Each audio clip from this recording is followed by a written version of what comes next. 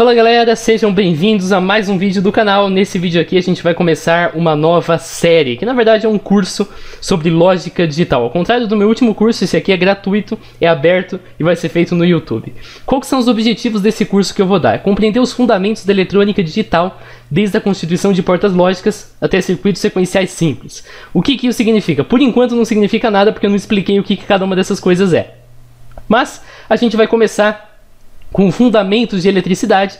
Então você vai entender um pouquinho a respeito de como a eletricidade funciona, para daí a gente abordar um componente chamado transistor, que é um componente muito importante na parte de lógica digital, na parte de computadores mesmo. O computador só existe por causa do transistor, a gente pode dizer. Depois a gente vai falar sobre portas lógicas, que são algumas construções junto com o transistor que permite você obter saídas conforme entradas que você recebe. Depois a gente vai falar sobre circuitos integrados, que são uma forma de você usar essas portas lógicas na prática, para depois começar com a parte teórica mesmo, que a gente vai abordar expressões booleanas, tabela verdade, que são formas matemáticas de você lidar com um determinado circuito digital, com um determinado comportamento do circuito digital. Depois a gente vai falar um pouquinho de simuladores que você pode usar para aprender lógica digital. A gente vai falar ainda na parte teórica de álgebra de Boolean, de formas canônicas, de mapas de Carnot, que são mais dispositivos lógicos e matemáticos que você pode usar para simplificar um circuito, por exemplo.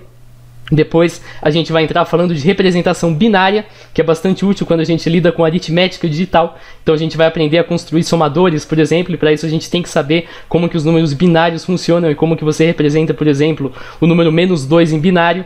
A gente vai falar depois de alguns circuitos notáveis, por exemplo, displays e decoders, que são usados para exibir informação para o usuário, multiplexadores, que são usados para selecionar um canal em um único fio de comunicação. Depois a gente vai falar de somadores e subtratores, a gente vai construir uma calculadora rudimentar, e depois a gente vai entrar na parte de circuitos sequenciais, que são circuitos cuja saída depende não só do estado presente, mas também dos estados passados, porque eles têm elementos de memória. A gente vai falar de latches, a gente vai falar de sinais de clock, que são fundamentais em qualquer circuito sequencial, para depois falar de flip-flops, dos vários tipos, e aí a gente vai construir algumas coisas simples, registradores, registrador de deslocamento e contadores decrescentes, que é a última aplicação, que é uma aplicação bem legal, mas que vocês vão ver em tempo hábil. Esse curso tem uma carga horária de 3 horas e 40 aproximadamente, foi o que eu fiz somando aí os valores de cada curso. Vai ser dividido em aulas, e essas aulas vão ser dadas de preferência na quarta-feira, mas talvez em algumas semanas tenha aula também na segunda, na quarta e na sexta. No máximo 3 dias, no mínimo 1 dia por semana, de quarta-feira, no qual a gente vai apresentar. A maioria das aulas é apenas módulo teórico, mas algumas das aulas têm um módulo prático, e isso aí a gente vê na sexta-feira. E se tiver desmistificando no meio, posta no sábado, e aí o desmistificando fica para o sábado, e a semana fica para o curso de lógica digital. O que a gente não vai abordar nesse curso, além de tudo que eu mostrei aqui que a gente vai abordar? FPGA e descrição de hardware na forma de linguagem. Isso vai ser tratado num curso só sobre FPGA, por questões orçamentárias. Eu adoraria fazer uma abordagem prática para todas as aulas, mas tem alguns problemas. Primeiro, orçamento. Eu não tenho tanta grana assim para montar um setup legal com câmera profissional e tudo mais, para a gente poder trabalhar com elas, ao menos não por enquanto.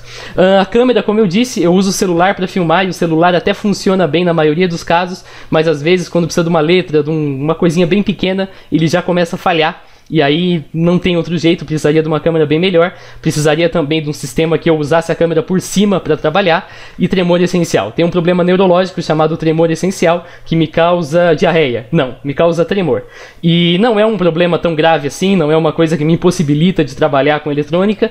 Eu já acostumei a contornar esse problema quando eu estou trabalhando sozinho, mas na hora de gravar fica um problema, porque você não tem paciência para me ver tremendo até eu conseguir acertar e colocar. Então, por mais que eu consiga encaixar um resistor tranquilamente, eu acabo demorando para fazer isso, e aí não fica legal. Tem um tratamento, mas envolve fazer uma lesão no cérebro e tal, e não tô nem um pouco afim de passar por isso, e não sei, talvez um dia a gente resolva isso, talvez não, mas até lá a gente vai ver. E máquinas de estado finito e outros sistemas digitais mais complexos, isso a gente vai tratar na segunda temporada desse curso, que ainda não tem data para ser feita, mas que um dia vai ser feita, no qual a gente vai lidar com essas coisas. Material de apoio. Tem todos esses slides aqui na descrição, você pode ver, tem mais de 100 slides, e tem também uma apostila de circuitos digitais. O nome é Fundamentos de Circuitos Digitais. Você pode encontrar ela no archive.org. Todo esse material aqui é gratuito, então aqui no archive.org você pode encontrar a apostila de circuitos digitais, ela está aqui, tem 112 páginas, é bem completa, aborda aqui todos os tópicos das aulas, e você encontra também os slides apresentados aqui. aqui. E aí, basta você ver os dois. Tudo isso é gratuito, todo o material é gratuito,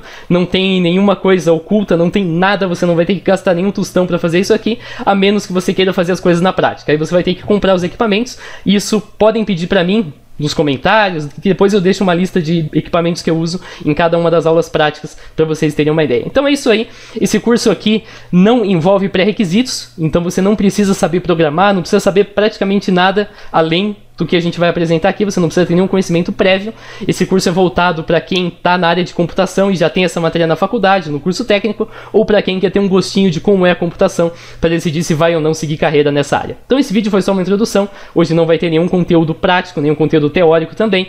Na próxima aula a gente vai falar sobre fundamentos de eletricidade. Valeu por você que assistiu até aqui, em breve a gente se vê. Falou!